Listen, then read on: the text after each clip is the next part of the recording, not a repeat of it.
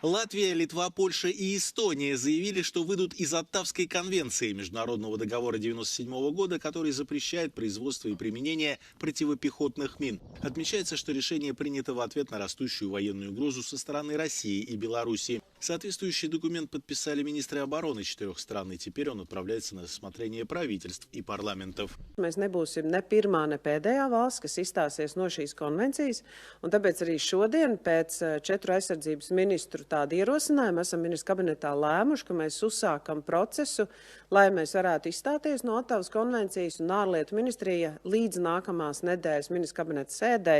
После стран Балтии и Польши из конвенции может выйти Финляндия. Ее жители собирали подписи под соответствующей инициативой.